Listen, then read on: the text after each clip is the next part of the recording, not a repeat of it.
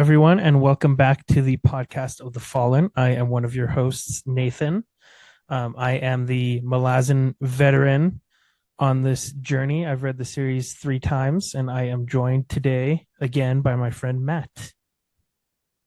Yes, I am Matt. I'm here back again, the confused Malazan addict. Um, I'll just preface this now. I am now confused, but it's all good. It's the good kind. Let's go. I was hoping we'd get there. It's official.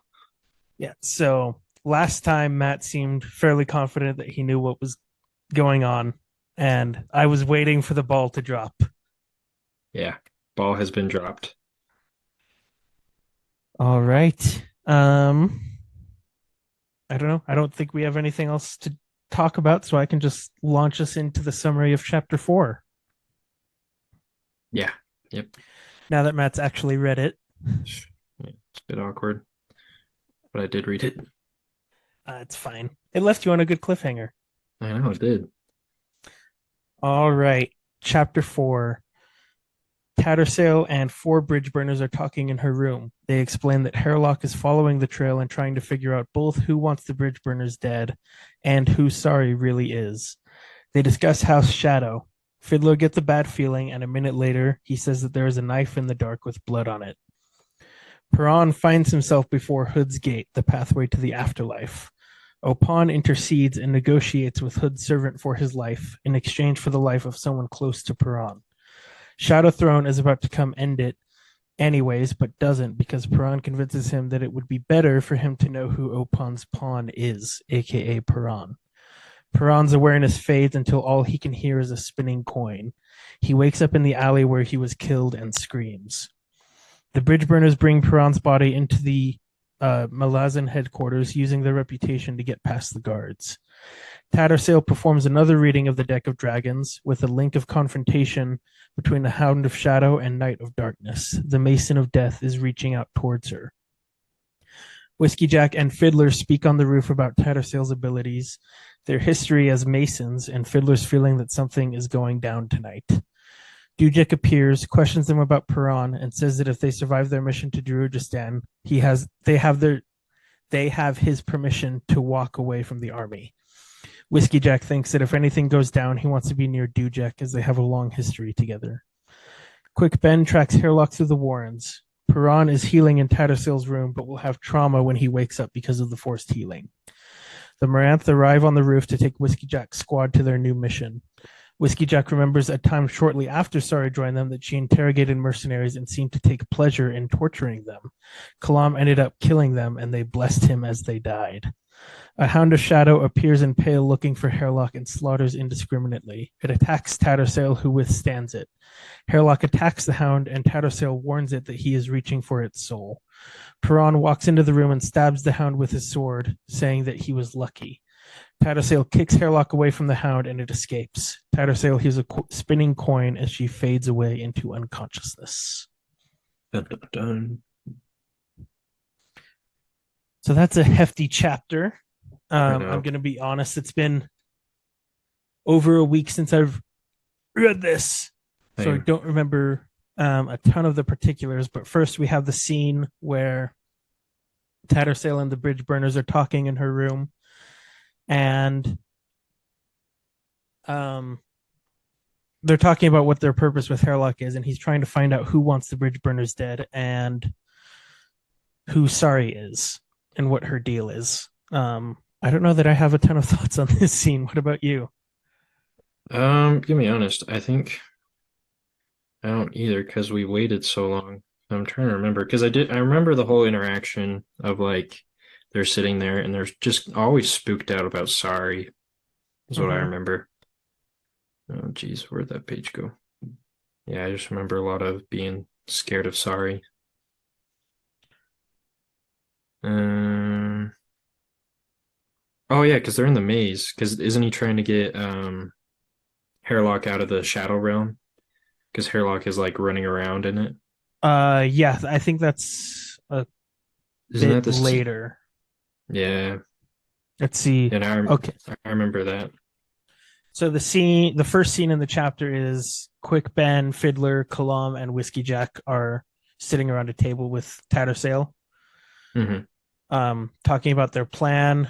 They mentioned that they're heading to Darujhistan, um, and they're trying to avoid Tashran finding out at all costs because Tashran is really, really Really bad powerful, news. Yep. and they think he might be in on wanting them dead. He's Voldemort. I mean, he's bald. Yeah. He has a nose, right? He does have a nose. Okay. He's like his twin brother then. Voldemort's twin brother, a high mage of the Malazan army. Yep. Sounds about right. I mean, his name starts with T. Tom Riddle. Ah, It's all there we go. connected. Connection. So they're like a huge fantasy universe then that's all interconnected. It's a conspiracy amongst all fantasy authors. Exactly. There's Tom Bombadil in Yeah. Lord of the Rings. There's Tom in Wheel of Time.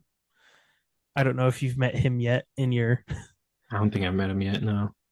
Wait. crawl through the first book. Yeah, I don't remember. There's so many names. All the Toms just coming together. All the Toms and all the Sams can hang out. Yep. Um, Boyd's secretly a Tom. Hoyd from the Stormlight Archive. I think Hoyd is whoever Hoyd wants to be. This is true. Um, but yeah, no, because isn't this where like he's like sneaking up on the Night Kingdom or something, and he gets caught and is being chased by the Hound. Um, that is a bit later. I think that is after Is the that whole. later? That's after the whole trippy scene with Piran at Death's Mm, Gate. that's right. This is where they're talking. Let's see. They mentioned that Sari really likes killing. I think the main thing in this scene is at the very end. Mhm. Fiddler gets a bad feeling and says that there's a knife in the dark with blood on it. Oh yeah, yeah, yeah. So they like disappear because they're worried about Piran. Yeah, and all of I a sudden, yeah, all four of them within seconds, like get up from the table and just leave Tattersail alone in the room. because Quick Ben is like, because Tattersail's like, Quick Ben, where do you get all this power? And he's just like, see ya. She's she's like, wait, that's not how it Well, works. she says, I should know you. There's not enough true masters in this world for me not to know you. Who are you? And then he just like shrugs. I don't know. You tell me. Like, you don't need to know. Well, like this whole Bridge Burners group, it's kind of crazy because it's like you got Sari, the secret person of Shadow People. You got Quick Ben, Mhm. the mysterious master of magic, and then you got the ex Claw member, and then you have the legendary Whiskey Jack. It's like seems a little suspicious here. They have so many characters like that. So many badasses, like the best of the best. Yeah, exactly. Fun that you already picked up on that. It took me a while to realize that. We'll learn more. But next, I think on to probably, I'm assuming maybe one of the scenes that got you confused Maybe. is Piran wakes up in this weird realm and he Yep. looks to the side and there's What was it? The twins? The twins of chance? So what well they're they're called? not yeah, the twins of chance are there. Um and he's in front of the gate to the underworld, basically. See, and then I think this is where I was a little confused because is it Hood himself that's there or is it a servant? No, it's one of his servants. Okay, that's what I figured. But I was like, what? But the twins of chance seem to be appearing quite frequently through all this. Mm-hmm. Like they popped in with Tattersail, now they're with Piran. I think they show up a little later in the next book section. But Yeah. Um, so Opon, the twins of chance show up. Um, just to confirm for you, Piran was straight up killed. He died. yeah, okay, Um, yeah, because he had two knife stabs. They analyzed it. They're like, this was a one to good the knife stab, one to the heart, one to one of his lungs, I think. Yeah. and they're like, the second one was a little sloppy, but the first one was good. Yeah, their healer's like, man, this person knew what they were doing. Yeah. So he was completely dead. Uh-huh. So And he's at the gate, and the twins pop up and are like, "No, no, no, you're not gonna die. We bartered for you." yep, one of Hood's servants shows up, and the reason Piran hasn't died is because Opon intervened. Gotcha. So is Opon a single person then, or is it? I think that's where I'm a little confused. Um, it is two people, the Lord and the Lady, but it's one God, if that makes any sense. Yeah, that's gonna take some getting used to. Is it like split personalities, or is it like No, truly it's two it's like people? two separate Piran sees two separate beings standing there. Okay, interesting. Let's see. Yeah, and then they Opon is like, "Hey, we're gonna save your life. Just one of your loved ones or someone close to you has to die, okay?" Is that all right? He's like, what? And he says, "No, take me instead." And Opon's kind of like, "Shut up." And then they hear the Hound coming. That's yeah, like one of the Hounds of Shadow, Mm-hmm. Because then two of the Hounds show up, and Shadowthorn shows up between them. which is the Animus, Animaris, Yeah, Amonis. Amanus. Oh, I'm just thinking, I'm like, man, I should have taken some notes on this because I'm like, I don't Yeah, I remember think I'm enough of gonna this start. scene. I think I'm gonna start taking some notes as well. But yeah, I don't know. I think we can move on then. I don't have too many more thoughts unless you have anything to share.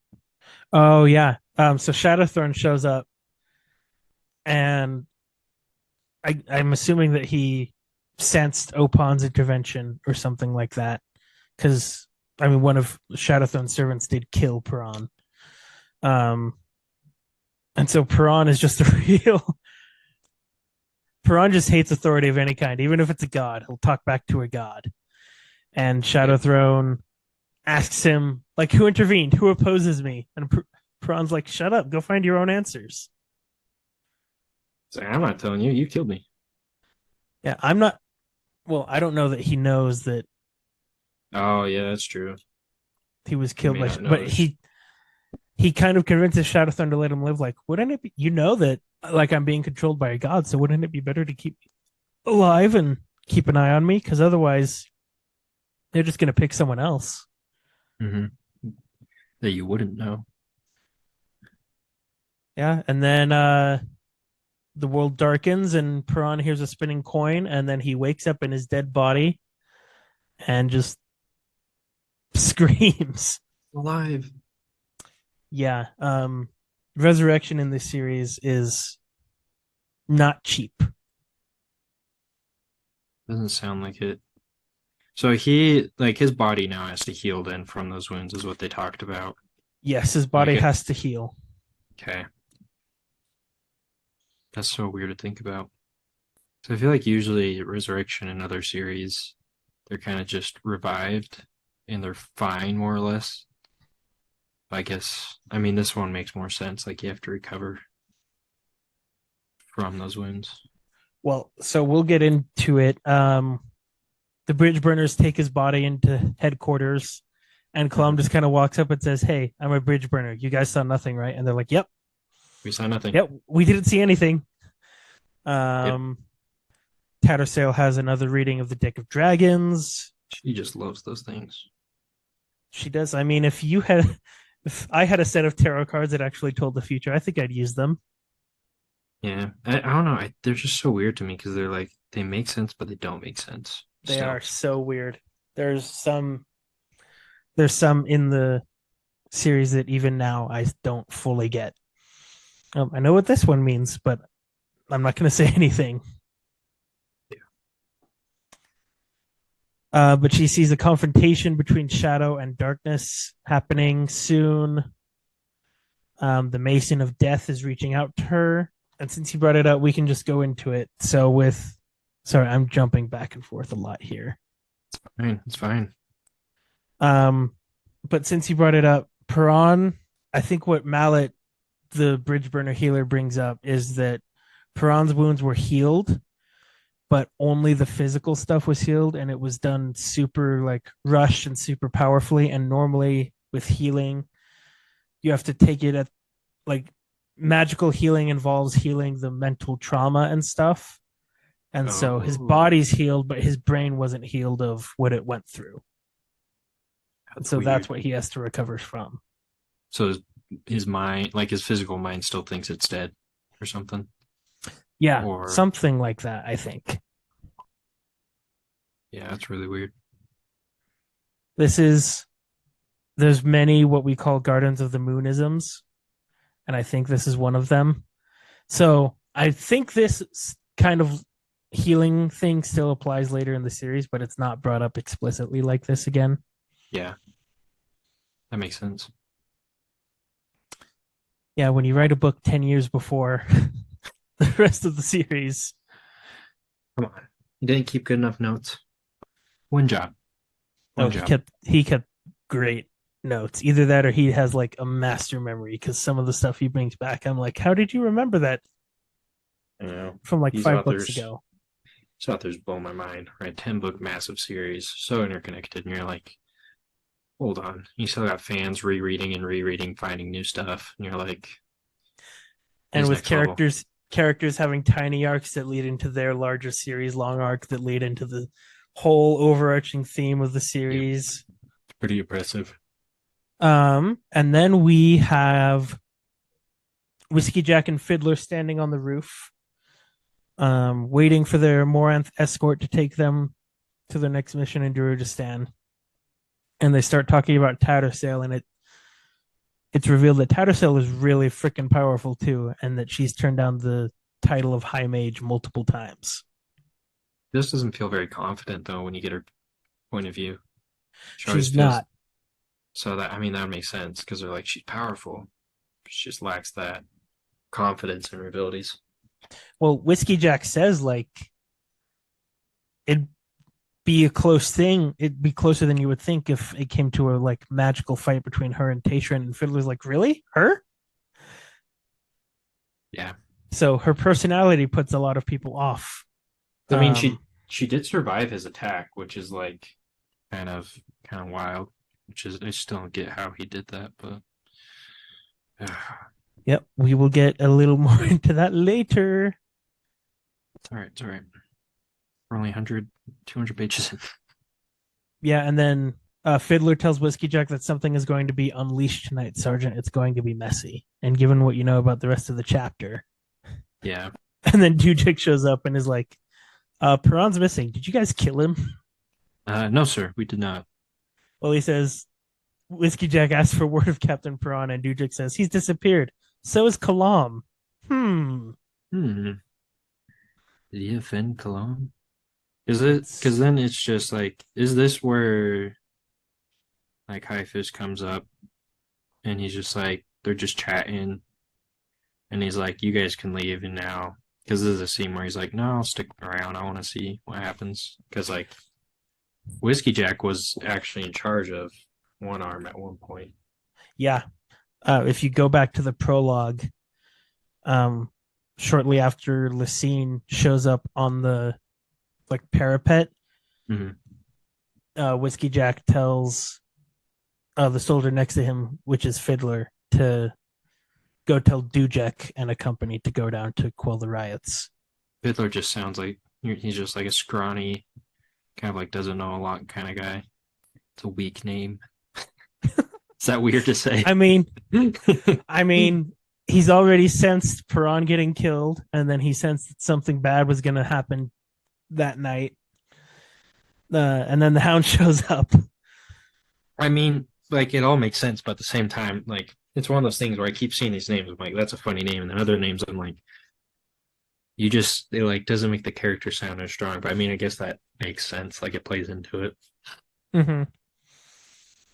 Fiddler is kind of a skinny white guy with red hair. But he was the one. So going back a little bit, he was the one that was pacing around initially.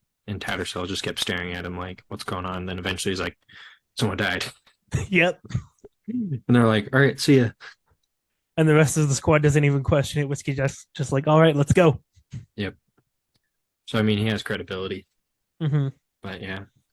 Now I was just thinking of that scene. Like I just imagine like Whiskey Jack, like this, just this stoic, like dark expression guy standing there, like arms behind his back, staring out into the darkness or whatever, and Fiddler staying next to him, like wringing his hands, like, "Is this the right idea? Like, should we be doing this?" I don't know. It's kind of how I picture it. Okay, I do have something to support your thing about Fiddler. Because while Fiddler and Whiskey Jack are talking before Dujek shows up, he takes off his sword belt and is like, man, that's uncomfortable, and just tosses it on the ground. Oh And yeah, yeah, Dujek yeah. shows up and, damn it, Fiddler, is that your sword lying over there in a puddle? And Fiddler hurries over to grab it, and Dujek says, he's a hopeless legend. He'll go down in history, but he'll be the one like that people actually know. And they're like, "Yeah, I don't know how that happened." He was great, but he was an idiot. Exactly. I like him even more already. Barely know the guy. There you go. Um, and then we have the scene where Quick Ben is like tracking Hairlock through the Warrens. So is there like another realm within, like, is there like a spiritual metaphysical realm then within this world? Is that what the Warrens are? I mean, Sort of. because I mean that's how I'm imagining it. Like you go, if you have access, you can go into this metaphysical realm or like this other dimension where there's the gods and more things that you can kind of travel quicker. I Debating mean, what I want to say here. this could be a read and find out, but I mean that's just like my guess and how I'm like picturing it right now. But I would say that is a good place to start out. yeah, I would say that it's not, I mean, there are some that would fit the category that you're talking about, but I would say that more of them are more like other dimensions. but each Warren is different that I've gathered. Yes. Yeah, yeah, yeah. And Warrens are complicated, and you will read the series 3 times like I have and not Not get him. understand them sometimes, but that's okay. Yeah. Are Warrens in other books? Because this sounds like a like something that may be in other ones. Not that I know of. Yeah, I don't know. Not that I know of. I do know you can think of like rabbit warrens, where rabbits dig Yeah. underground and like tunnels between chambers and things like that. That actually is like that makes a lot more sense. That's kind of because like we get this scene with Hairlock running around through the Mm-hmm. Warren to the Shadow, which would be kind of like the hole, the Hobbit hole, the kingdom, Yeah, and the hounds are chasing him, right? yeah, and he starts shifting warrens to try and lose their trail. Escape. Yeah. But then the hounds are sentient like servants of Shadow as well. Like they're not just dumb dogs, like they're very intelligent. Yeah, Because I mean I figured when they can take out an entire whatever that was army of guys without leaving any real evidence besides natural weapons. uh huh. Because then yeah. Yeah, and that's the scene where Mallet comes in and explains that he'd do more if he could, but trying to heal Perron's trauma, he says, how many traumatic events and things has Perron had in his life, and which one should I heal? Like it would be Yeah. impossible to tell. Yeah. No, that was an interesting magic healing. I've never thought that was very unique. Very cool though. Let's see here. Oh, yeah, the Maranthe arrive on the roof to get Whiskey Jack's squad and take them to their drop off point. Big And dragonflies. yep, giant dragonflies with like 12-foot long tails. I think that'd be pretty cool. Reminds me of like the Yon Mega from like Pokemon. I don't know if you were ever into that or remember that. I think I know which one you're talking about, but I haven't followed Pokemon since. See, I watched the Sinnoh region I show as a think kid. I think it was the Center region that one was from, or I could be wrong. Yeah, I stopped following it after that, and now it's like 12 years later, and Ash is somehow still 10. Hey, we don't talk about that, all right? No, nothing makes sense in the world of anime. You They know what I ended it find? though. The anime That's is right. over. Like I thought they rebooted it though with the new character. Am I Well, they wrong? probably did. I mean, why would they ever stop Pokemon? It's like the highest grossing franchise ever. I don't know. They just make so much money. Anyways, we digress. Yeah, we digress. We'll leave that in because I'm sure you don't want to hear us talking kind of monotone voices about Malazan the whole time. Pokemon fans out there, unite! Yon Mega is the Morant's riding people or riding creatures, Might if be I a got bit that right. smaller, but Yeah, yeah. These are the fully evolved forms. the full. But Pokemon are way bigger than you'd think they are. Oh yeah, Like I've looked up the sizes of some of them before, and Snorlax is like 14 feet tall and weighs 800 pounds, and you're like, what the heck? seems a lot smaller the way they describe them. Well, it's because they have Ash, who's like a 5 foot kid standing next to it, and he's like half its height. Yeah.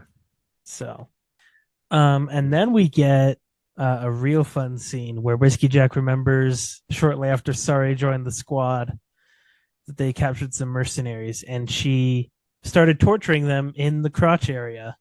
And it was Oh so yeah, brutal that Whiskey Jack sent Kalam to end it, and the mercenaries like thanked him as they died. yeah. Kind of a very gruesome, depressing scene. So that if that doesn't show you why Quickman and everyone is so terrified of her, I mean, I don't know what will. when you had a mysterious little girl showing up doing that, yeah, I would be a little terrified. A mysterious little girl who's kind of cold and acts older than she is. Yep. You're like, how are so possessed of what? Let's figure this out.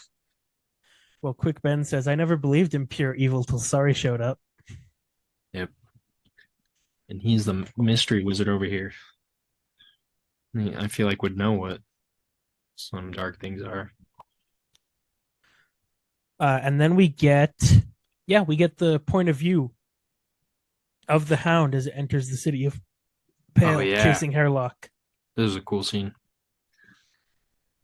I mean, Yeah, poor guards, but poor guards and poor dozens of other soldiers and people that it killed on its exactly. way. Freaking hairlock. The Marines is their finally their shift was over. They're like, guys, you didn't see anything. We're going to bed. Yeah, I love the. Oh, I guess it's before where they have the banter between the two guards, but Yeah. yeah, look at that dog, and then they don't hear him. Look at the dog, and then they turn around and they're dead. Yep. Rest in peace, guards. Yeah, when powers in this world come to play, small people don't Don't fare make it well. through. About to say it reminds Um, me of a scene in Mistborn, but I don't know. It's probably too spoilery. if you can describe it without spoilers. It was in the seventh book. Do you remember Oh, in the tower oh yeah. when he's having the dilemma? It kind of reminds me of Oh, that. Yeah. yeah, a little bit. Yeah. Um, Anyways, I I love how cocky Hairlock is. Like he comes into Tattersail's room and is like, "Well, I got away. it's like I did it. Got away from the hound. I'm I gonna hide in told you my I could do trunk. it." I'm gonna hide here. Don't. I was never here. And then immediately after he's like so cocky, they hear the hound just start killing people, and he's like, "I'm gonna hide. I'm going in my box. Fight it off." And Tattersail's like, Hide it "What off. What the? do you mean? What am I supposed to do against the hound of shadow?" Yeah, I don't. I don't know what you do. Kidding me? I mean, she didn't do much. Doesn't sound like it. She threw up some defenses, and it just broke through them and sent her against the wall. Yeah, I don't know. What did you think of this scene? Perron coming in with his sword. this seems like the first time Prawn's ever used his sword by the sound of it. By the way they describe him, I feel like this was just Prawn like finally getting to do the thing he's been trained or wanting to do. Mm-hmm.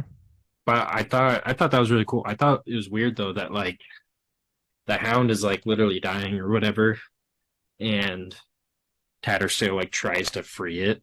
I'm like, I don't know, left me confused. Yeah. Gosh, I'm trying because a couple weeks ago there was a post on the subreddit of someone confused, like, why is Tattersail Defending. defending the hound? And I think the answer is that first off, the hound's not really her enemy. Like she has no personal Yeah. anger towards it or anything. And Hairlock reaching for its soul with chaos sounds kind of worse than death. Yeah. No, I think that I mean I just thought it was more like she maybe didn't want to anger Shadow or anything or like get more involved into that. And as well it's like maybe she knows Hairlock's just super crazy and so like she didn't want anything worse to happen that would make him even more crazy. But so it was just kind of strange because Braun just comes in saving the day and she's like, wait, let's not. But yeah, I don't know. Yeah. I think also is if something happened, I think the reason she was trying to defend it is that if something happens to a hound, who knows what Shadowthrone's reaction is going to be. Oh, I know. Yeah, Shadowthrone's a powerful dude, from what I've gathered. Yeah, and then after that whole thing, Hairlock says, "I'm going back into my box. Station's going to be here. Don't say anything." You don't what? You don't want me to say? I know. Hairlock's wild. He's so Hairlock weird. is insane. He reminds me. This is a total like another weird tangent, but like I read Hairlock and I think of Haymitch from Hunger Games a little bit, where he's just kind of crazy enough that you're like, is everything going right there? You know, Yeah, but I don't know. Haymitch from the first book or movie at least, because Yeah, Haymitch sobers up and gets a lot better. But yeah, in the first book, he's kind of this murderous, rageful drunk. yeah, reminds me of that a little bit. I don't know, Yeah. bit weird, but Um, and then Tattersail, as she falls into unconsciousness, here's a spinning coin. spinning coin every time Yep. And we see he's more. popping up. I don't know. We see more later on. Book Darujhistan, Darujhistan, Darujhistan. Darujhistan Um, happens multiple times in there. unless you have any more thoughts or questions, I think we we're can good. go on to chapter 5. Chapter 5, 6, 7. That's where I really got confused. Awesome. How recently did you read these? Read them over the weekend, so not too long. Like Okay. I remember enough, but it's like confusing enough that at the same time I'm like, Okay. yeesh. Maybe my summaries will answer some of your questions. We'll see. Yeah, we'll see. Let's hear them. Chapter 5 summary is short. Uh, Chapter 5. Krupp walks in a dream out of Darujhistan and to an inn on a hilltop. He complains about the climb and confronts aspects of himself. They speak about the coin falling tonight. As Krupp leaves, he sees his own humility hanging from a tree. We get a description of Darujhistan. It is lit by blue flames drawn from gas chambers far below the city.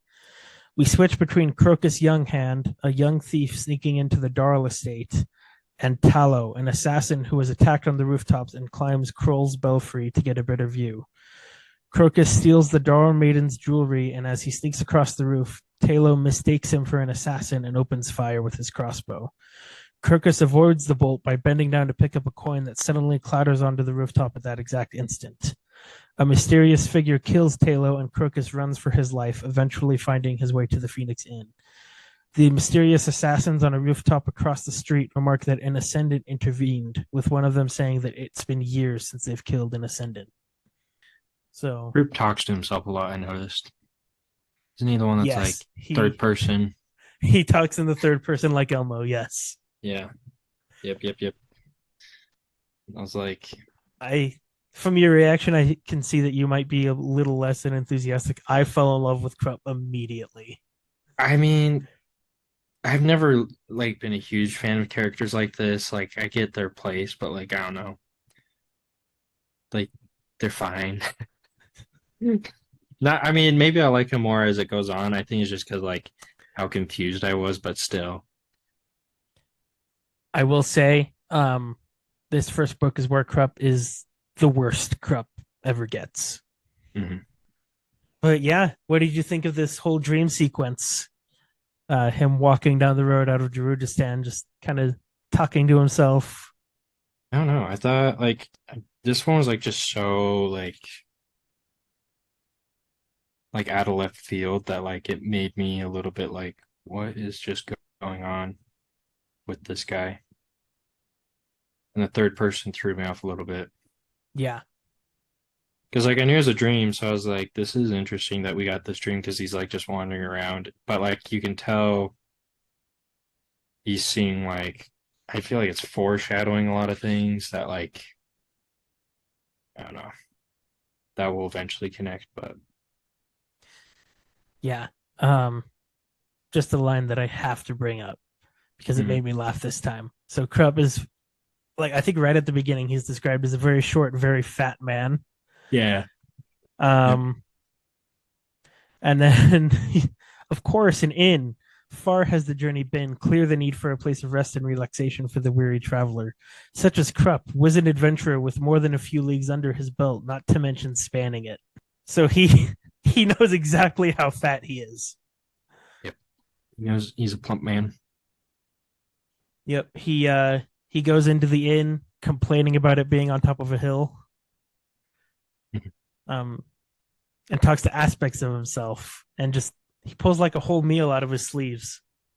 The aspects there's like because that's the thing I did notice. I thought because there's doubt, anxiety, or like anxiety or different things like that. Because that all Mm-hmm. has like the capitalized stuff. So I just assumed he was talking to like different versions of these emotions or like feelings. But I Yep. take it, but they talked about ascendant and is he's not an ascendant, right? No, so that ascendant part is later. I don't think Krupp mentions ascendants in his dream. Oh, okay, okay. So they talk about the coin spinning, As always. and Krupp hears it, and the coin shall fall this very night. Yeah, I don't have much else to say on this scene other than I love, well, love, and I'm kind of I don't know what to think about it, but he walks out of the inn, and the thing in the sack that he saw swinging from the tree earlier is his humility. Oh yeah. Because it in the like index of characters it says he's a man of false modesty. Yeah, yeah. So Erickson will put kind of funny things like that in the dramatis personae sometimes. So then for the rest of the chapter, this chapter is pretty short. mhm. Um, but I guess we can go one of these characters at a time. We switch between Crocus sneaking into an estate and stealing a young woman's jewelry, and Talo, who was shot by a crossbow bolt and climbs a tower to get a view. This Taylor was an assassin, right? Yeah. He's a member of the Assassin's Guild. Yep. The If Darujhistan has an assassins guild, which nobles and merchants use to take out contracts on people they want dead. I is so weird. It's like, yes, I need an assassin. Yeah, Assassins I for hire. mean, It's like just so public, like, but yeah, thought that it was interesting. yeah. What did you think of Crocus? This Crocus, first look at him. he had the tar on his toes, right? Yeah. He's that guy. Yeah, because I don't know, I thought he was like fun because he's like just stealing, like, from standard issue thief. Yeah. So I thought it was an interesting just take because he just like steals everything, then just like casually makes his way back to the inn, just go like the evening drink or whatever. If I'm remembering that right. Yeah. I mean, his journey to the end is not so casual. Oh yeah, because he almost gets shot. Yeah. Yep, that's right. But Um, still, like he's out there, and then I think he's a fun character. yeah, he takes an extra look at the girl in the bed as he leaves. And he's like, not tonight. Yep. And you're And like, as he's breaking in, he takes out one of the tools and he's like, "Man, I sure am lucky to have an uncle that has these tools and forgets where he puts them." Yeah. So then after we get him breaking into the Darl estate, um Taylor got shot and he climbs Kroll's belfry, which is it used to be like a temple dedicated to the god Kroll, who no longer really has much power. he's the eldest god. Yeah, he's an elder god. Yeah. And he climbs up, and then right as Crocus leaves, Talos sees Crocus and thinks that he's an assassin, so he opens fire, and there just so happens to be a coin that drops right Right. at the very right moment. By fate would have it, or fate would have it. As fate or chance would have it, Yep. That's the line. um, and Crocus kind of whirls around, and there's another dark figure on the tower, and Talos' body just kind of falls on to the roof below. Yeah. Let's see, what did you think of these mysterious assassins that are after Crocus? Um, I felt like they're Claw. I'm not wrong. Like I felt like they were like an outside party is what they were referenced as. But Yeah, it's not confirmed what they are or who they are. yeah. But they're sorcerers because Crocus sees one descending in slow motion down from the tower. Yeah, But because then this is the part where they reference the Ascendant. Yeah, because that's why I was thinking because I'm like these guys they're like older. They've been around the block a few times because they're referencing like the Ascendant and like killed one. So I assume they're like an ancient at this point, like an ancient order of assassins or killers or something, or I we don't will know. see. We'll see. But yeah, Crocus does run into the bar and grab a drink, and someone asks him, "Hey, how's your night been?" And he's like, "Fine." Doesn't happen. Unsuspicious. Yeah, and then the assassins are just like, "Man, an ascendant intervened. Shame. It's been years since I've killed one." But I think it's interesting that they can kill an ascendant. Oh yeah, ascendants and gods can die in this world. I find is I don't know. I think that in concept of like immortal but mortal deities to a sense Mm-hmm. is always interesting. Yep, I will say no more specifics on the gods. This chapter is really short, so I think we can Yeah, move we on. move on. Sorry, I realize I'm talking a lot and I'm not asking your thoughts very much, and we're just kind of summarizing. So if you ever want to I mean, go deeper on something or like I said, this part is where like I kind of got pretty confused. Where like I was like, okay, this I'm following like the basic. This is what the characters are doing, but like I don't know. There's not like too much of like outside. Oh, this happened. You know yeah, it's different from a lot of series. It gives you the what, but not always the why. the why or the how. Yeah. Which I mean, it's fine. Like I've been like cruising through this, and I'm like, well, I want to keep finding out what's going on, hoping for some answers. But we'll read and find Yeah. out. Yes, we will over the course of however long it takes us. Yep. All right. Chapter 6. We are introduced to Crone, a great raven, and Circlebreaker, a spy and guard of Despot's Barbican. Baruch the alchemist receives a note from Circlebreaker telling him of Turban Orr's meeting with another councilman. The spy, Circlebreaker, works for the Eel, a mysterious person in the city. Crone shows up at Baruch's estate asking if her master can come visit with him. He agrees, just as Turban Orr asks to see him. Turban Orr meets with Baruch to discuss the council's vote on a declaration of neutrality towards the Malazan Empire at the same time that Ralak Nam prepares to assassinate the Lady Simtal. There is a burst of power in the city that Crone and Baruch both sense, and Ralak Nam hears a spinning coin that gives him a new plan to take down Simtal. He shifts his crossbow and shoots Councilman Lim, a married man, to discredit her. Crone and Turban Orr leave Baruch's estate, and Animander Rake appears after a wave of pressure and power. He is Tai D, 7 feet tall with jet black skin, silver hair, and a 6.5-foot sword that bleeds black power on his back. Rake wants an alliance with Darujhistan's wizards. It is revealed that Rake killed the claw members that the Malazan Empire sent into Pale almost as soon as they entered the city, but the wizards of Pale fled the battle. That's why the Malazans were able to do so much damage. As Moonspawn drifted south, Rake hunted down Pale's wizards and killed them all. He wants the 2 that escaped. When it is confirmed that he would kill them with his sword, Baruch says he'll give Rake their heads instead. Crocus, Murillo, Cole, and Krupp sit around a table at the Phoenix Inn playing cards. Krupp is talking at length about nothing, causing Murillo and Crocus to both forfeit. Crocus reflects that it's an odd group of friends that he has. Murillo leaves to change, and they are brought breakfast. All right, so first we're introduced to Crone. What did you think of Crone? Not gonna lie, it reminded me of the Game of Thrones crows. Oh, she's. I think they have. I think Great Ravens have like 15-foot wingspans. Yeah. No, a lot different, but still. Yeah. No, because she came in, she has like that, like, what, I don't want to say arrogance, but like she knows what's going on or something.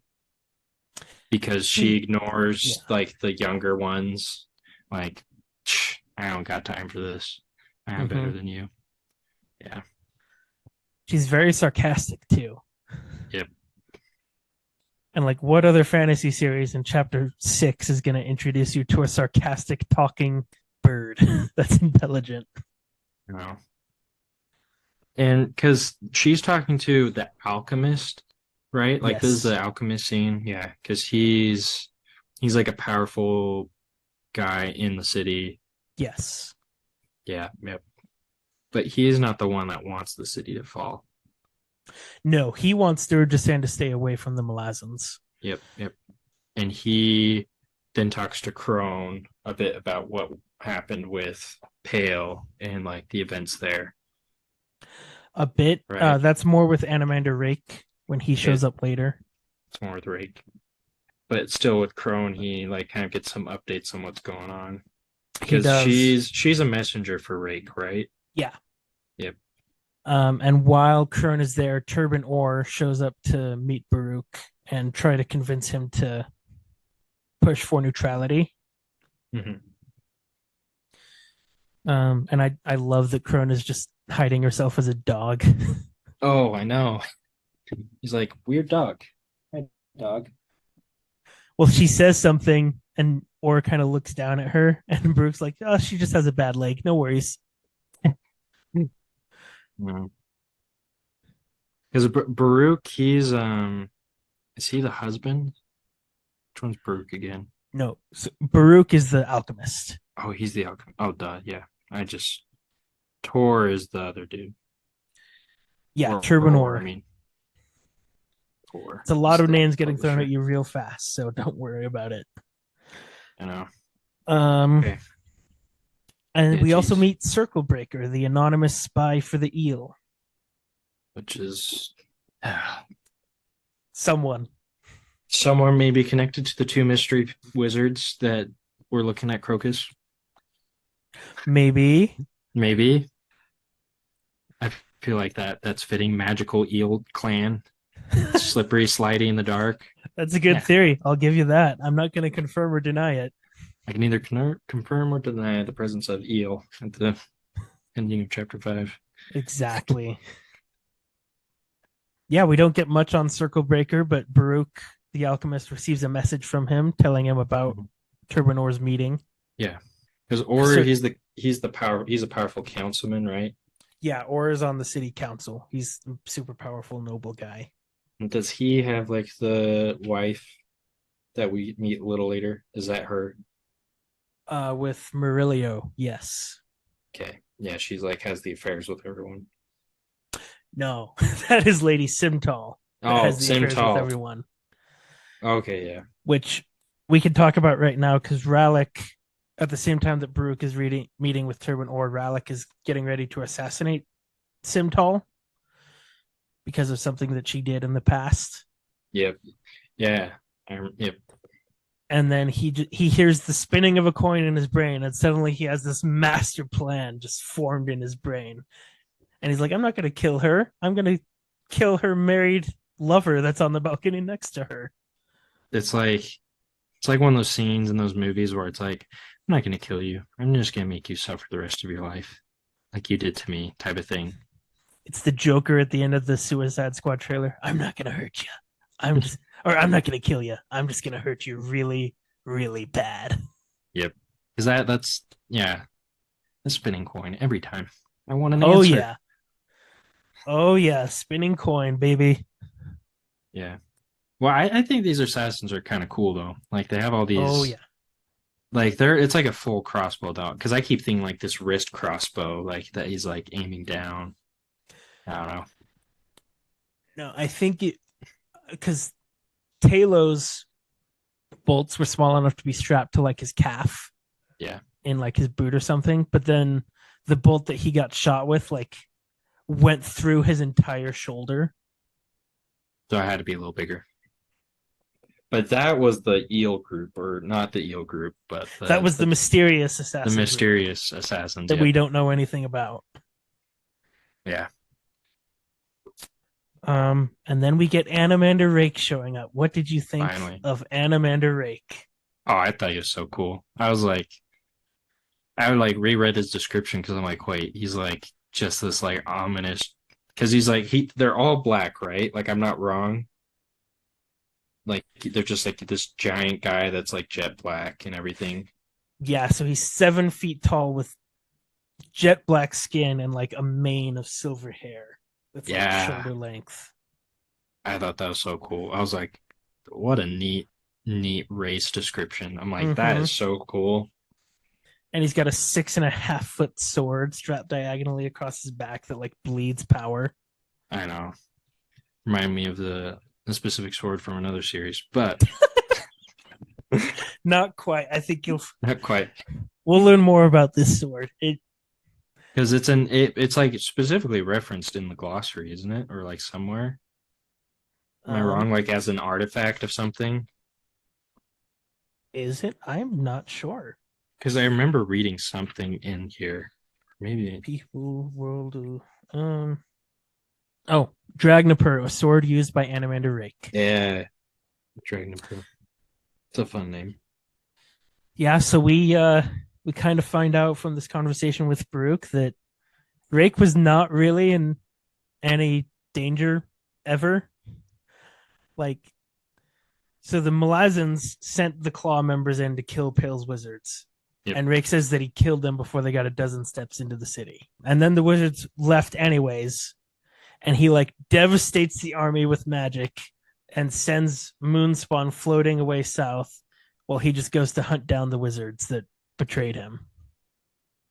Exactly. He's just so cool. He's just He like, I knew is. everything was gonna happen. But I'm just gonna do everything myself. Well, he didn't know that they'd betray him. That's why he's so Yeah, pissed. that's true. But he's a king or a ruler of sorts. Yes. Of like it's like the House of Moon or So Moonspawn is the giant mountain fortress. oh And it's revealed that there's a city there with other okay. Taistendi that live there. So he sent it away to keep them safe. But let Yeah. him get the city of Pale. That was like But- kind of where it's held. Yeah, so to add some more complications, when he reveals that there's a city, it's mainly like children and old people because all of his warriors are off fighting in the north of the continent with Khaled and Yeah. Brood, who's referenced a couple times. Which are they the mercenaries? They're not the mercenaries, are they? Yes, Khaled and Brood has a bunch of mercenaries that are fighting with him. Yeah. But I think He what has a, you may be referring to, he's referred to as the Lord of Moonspawn. So so that's, he's like in charge of everyone. yeah, he's the leader of that race. He is so cool. Such a cool name. He is so cool. So cool. I mean, just like 7 feet tall, just like decimating armies if he wants to. Yeah. Now his mission is like, I mean, he stood there by himself. He's like, yeah, no, I sent my army somewhere else. I figured I could handle this. Uh huh. And Baruch is like, I know a bit about Tasha and I know he's powerful, but he's not nearly as powerful as you. And Rake is like, yeah, you're right. No, he isn't. Yeah, he's not close to as powerful as I am. Which I think is interesting because Tayshan thinks he's like really powerful. Mm-hmm. But And we end the scene with Anamander Rake. Baruch, the two wizards that escaped him in Pale are in Darujhistan. Baruch knows where they are. And Anamander Rake is like, hey, if we want an alliance, I get to kill them. And Baruch says, are you going to use your giant sword that bleeds power on them? Yeah, what else would I use? I'll just bring you their heads myself. yep. And we will learn more about that later. I know, so many cliffhangers. Because I didn't realize it was going to be such a long cliffhanger, this whole Darujhistan after Tattertail. Oh, yeah. This is a small taste of what's to come where we'll just jump around all the time.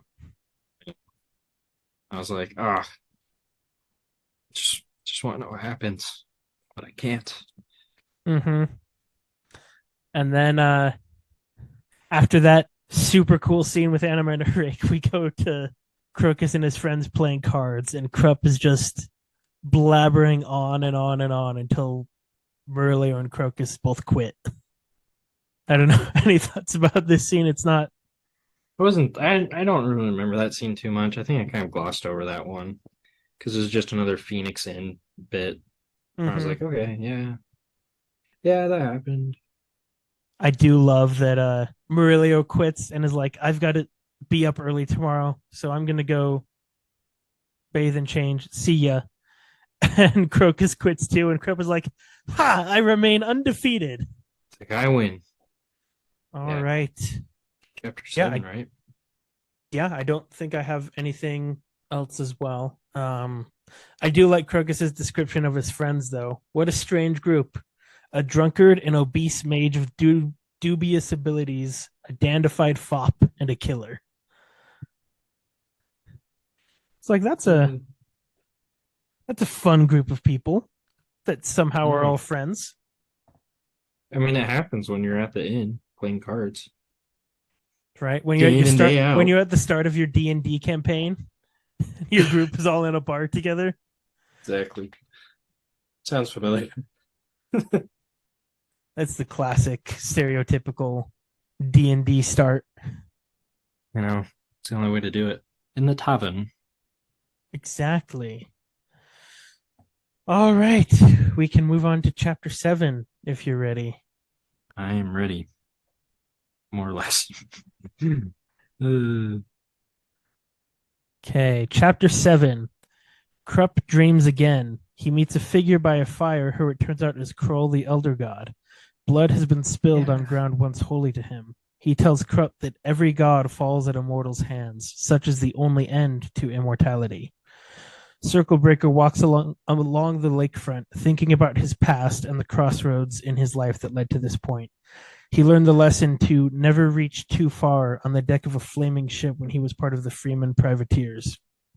He considers pleading the eel for help or resignation from his work as their agent, but he tears up the scroll and heads back to his lonely and anonymous apartment.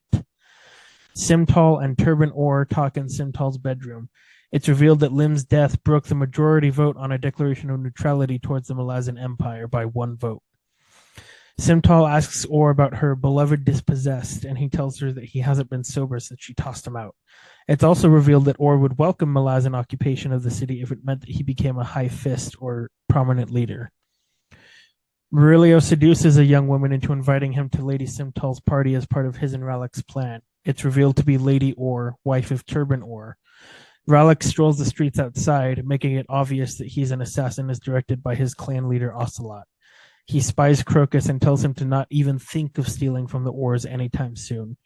Crocus agrees and heads towards Worrytown. Along the way, he finds the coin in his pocket that saved his life. One side shows a male head, the other a female. Crocus arrives at a tavern and there asks Krupp for the things that he stole from the Darl estate. Krupp agrees and asks to see Crocus's coin. Crocus gives it to Krupp, and Krupp pronounces it worthless. Crocus says that he'll keep it for good luck, and they head back into the city. Rallick and Murillo meet at the haunted Hinter's Tower.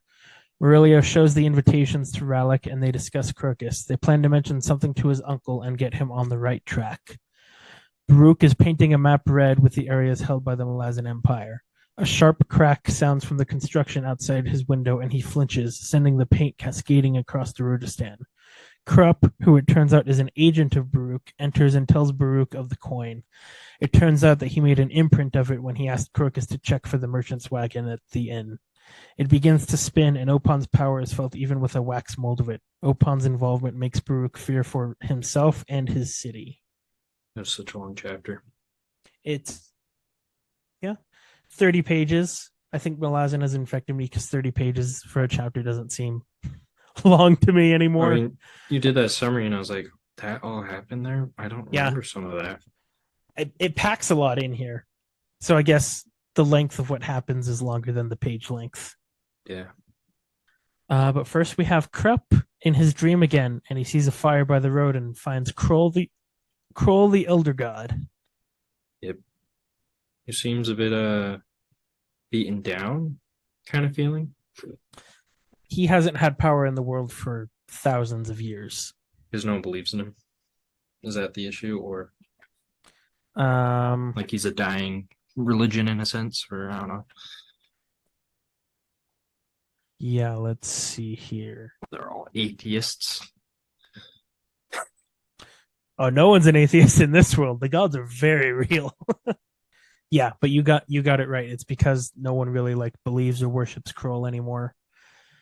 And he tells Krupp that every god falls in a mortal's hands. Such is the only end to immortality. So kind of what you had mentioned earlier with the immortal yet mortal gods. Yep. So such about like past couple books I've read of different series, you run into that, and I'm like, so should we be calling them a god? Like, there a better definition for this? We will learn more. Yeah. Because I don't know. It's an interesting like that he like pops up to this Krupp guy, Kroll, Mm-hmm. like an elder god. Yep. I will raffle that. And then we get Circlebreaker just walking along the lakefront thinking about his past. Poor guy. Yeah, he's not had an easy life. Sound of it now. I don't really remember that scene too well. I like kind of breezed through it real quick while you're doing some of that summary, and I was like, oh yeah, this was a sad scene. I love his description of aging. The years between him and that young boy marched through his mind, a possession of martial images growing ever grimmer. If he searched out the many crossroads he had come to in the past, he saw their skies storm-warped, the lands ragged and wind-torn.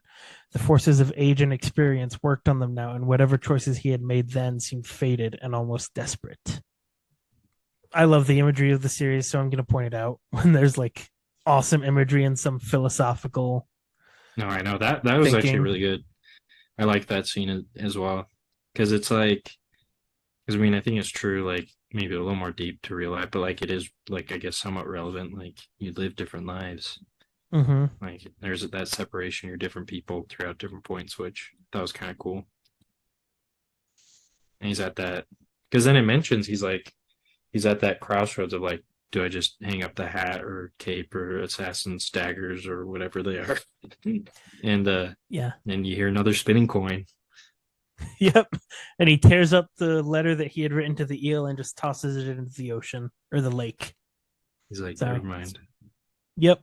And then he goes back to his gray and anonymous apartment, and he says in that room he remained anonymous even to himself. Oh, so Just sad. kind of a sad thought, right? Like Who am I? Some serious depression. depression, but he's also doing what he thinks is good. Yeah. Yeah, that's true. Need some Prozac there, buddy. Um, yeah, and then we get Simtal and Turbinor. Simtal's just sleeping around with everybody. I don't know. I'm like, this lady, come on. Yeah. Because she's dealing with the aftermath of the last guy dying, right? Yeah, A because little the bit. last guy dying on her roof, on her balcony, like married man in a woman's bedroom, naked when he died. Not the best look. And Simtal even thinks of Councilman Lim's wife. That damn bitch and not let grief get in the way of her greed. Barely 2 days shredded in black. And then she's on Murillo's arm. Yep. So kind of a cutthroat political. It's a weird political landscape. Yeah. And it's very complicated. Sounds like it. What do you think of the fact that that guy dying just so happened to break the majority vote on a neutrality declaration? I don't know. I think the twins of fate or god of fate or chance was really just rolling the dice on everything. He's like, I actually just want to see this time everything play out. Let me find every single person I can and let's just like flip a coin. Let's see what happens. Let's play this out. Because it's like it feels like there's a bit of a stalemate with everything, and now it's like everything's just starting to move a lot quicker and a lot more like there's a lot more uncertainty. Yeah. And so, yeah, that's my thoughts. And it's revealed that Turbin Orr just he wants power. He doesn't care if it's under the Malazan Empire. I know. If he gets to Strange. be a high fist, which is Dudek's rank, um, he'd be okay with that. It's fine turning everyone in. Yeah. Basically just a peaceful surrender as long as he gets some power. Uh-huh. And Strange. everyone around him is like, "Did you see what happened to Pale?" Like, It wasn't pretty, guy. Yeah, it doesn't matter. It'll be fine. I'll be high fist. you Sure see you what will, happened but to the nobles in Pale? They killed them all. That's not going to happen here. they didn't surrender. We will surrender. Yeah. And from there, speaking of Councilman Lim's wife being on the arm of Murillo, Murillo's just kind of a seducer. And we see him on a balcony with Lady Orr trying to get invited to Lady Simtal's party. Oh yeah, because it's the whole political thing this time. Yeah, it's part of his and Ralik's plan, which we haven't learned too much more about yet. Nope. A plot within a Um, plot within a plot. yes. And Ralik sees Crocus kind of like looking at the Aura state, like, I bet I could break in there. And Ralik goes up to Crocus, don't you even effing think about it. Not a good idea. And Crocus's immediate assumption is Ralik got hired to kill someone in there, didn't he? Uh, yeah. He's like, all right, I won't go by there tonight. Another night. And Crocus heads to the inn to meet Krupp, and on the way he finds the coin that saved his life. It's in his pocket. He asks, or Krupp sees the coin, asks Crocus about it, declares it worthless. He's like, the stamping's all weird. Yeah, the metals are cheap. Whoever made this deserves to die, and I bet they did. You know, I thought that was funny. Let's see. Ralik and Murillo meet to confirm that they have the invitations, and I love that like the adulterous seducing guy and the assassin are like, let's get our friend on the right track and stop him from thieving. know. Maybe we should be doing that. Let's say something to his uncle. Let's force him onto the right track. We're not on the moral high ground ourselves, but Just gotta look out for their friend. They're too blind to see what's really going on. oh, I think they know exactly who they are. Yeah, that's true. I don't I have mean, too much more to say. We end with Baruch's kind of painting a map red where the Malazans have taken over. And he like hears a loud noise and jerks, and the paint just spreads over Darujhistan, and he kind of takes it as an omen. And then who should walk in but Krupp? Yeah, Krupp made an imprint in wax of the coin that Crocus showed him. And Baruch becomes very concerned that Opon is involved because it makes it really hard to make plans when chance and fate are in flux. yep. I think it's interesting that like Opon is just like messing with everything so far, and everyone's like, oh, back to the drawing board, back to the Uh drawing huh. board. So I'm curious to see how this keeps playing out because like at a certain point, it's like they have to stop Opon or it just becomes too much of a game of luck. Yeah, we will see. Um, let's see, what's the name of the next? Oh, a wonderfully detailed title of the next book, The Mission. The mission. That tells you everything you need to know about the next chapters, right? I'm guessing we go back to the I will army. neither I will neither confirm nor deny. It's the mission to get into the city. Could be actually. Um, I don't know. yeah, that's the end of our reading. Yep. If you have any more questions or comments or thoughts, feel free. Not too many. Like I said, this one it finally got me. I was like, wow, I am lost. There's so You, much going on. you seem to have a really good grasp as we went through. Yeah. Well, I Um, think the summaries helped a bit because I was like, if I were just to go off what I read, I was like, I don't remember because chapter 7, there's so many small scenes that you're like, oh, I don't yeah, remember those. But funny enough, I think the more small sections there are in the summaries, the shorter they'll get because it'll just become too much to summarize everything that happens. So maybe we just need to take better notes and then we can I know I actually put make I notes of the realized that things that we want. was like for the future episodes, I need to come prepared with a few more thoughts. So I put sticky notes in the back of my book, like Oh, there you go. a little thing, so I can just jot down anything. Because I was like, I need to remember more. Because I did that the first like couple chapters, and that helped. But yeah, no. Because I mean, granted, this is where it got like it threw in. Was it Croup and his multifaceted world of dreams? Yeah. And then you got some bunch of assassins, thieves. You got the government. You got a wizard with, or an alchemist with, the Lord of Moon, and like his bird. It's just so many Yeah. things that I was like, that was a lot to follow. But Yeah. So you spend 4 chapters with these other characters, the Malazans. yep, You get to know them a tiny bit. And then you jump to a whole new cast of characters, and within 3 chapters, you're introduced to the complicated Assassins Guild, the complicated politics of the city, how it all relates to the Malazan Empire, Crocus and his group of friends, Krupp's dream world, a 7-foot guy with a giant sword, an alchemist that secretly runs the city. an elder god, a secret assassins guild. Yeah, you get a lot. Because then they talk about like, is there an assassins war going on? I remember that bit. Yeah, that's what Crocus assumes because who else would kill an assassin in the city besides and Yeah, assassins wars have happened before in Darujhistan, so that's because they're like it all led happens. by one leader, and I think they mentioned her Vorkan. Yeah, She's like the leader of all of them, but there's different clans and they've had disputes in the past. which I think is so weird. It's like you all work for the same lady. Why do you gotta? I don't know.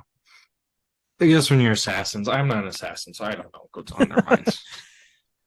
You haven't been an assassin on the rooftops of a medieval, well, not medieval city, but No, I mean, hate to break it to you, a but I city. don't.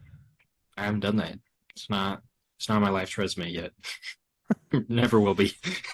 Yeah, you've never been running across the rooftops in the dead of night in a city that's lit by blue fire from gas vents down below the city. That's pretty cool though. The blue fire, I thought that was fun. I was like, man, that's a cool city. Yeah, just the side of it in my brain, the side of it across the lake, just like glowing blue from all the fire is so cool. I just keep imagining it though, like as just such an overcast world of like maybe just smoke as well. Like there's not a lot of sun. Maybe that's just me, but Yeah, I if mean, it, but I mean, a lot of it has been at night so far. So a lot of it has been, but then you get some scenes in the daylight, like yeah, Murillo on the balcony and Crocus and Relic talking in the streets. That was all during the day. yeah, So, because he pulled him aside and he's like, hey, don't mhm. do this. Yep.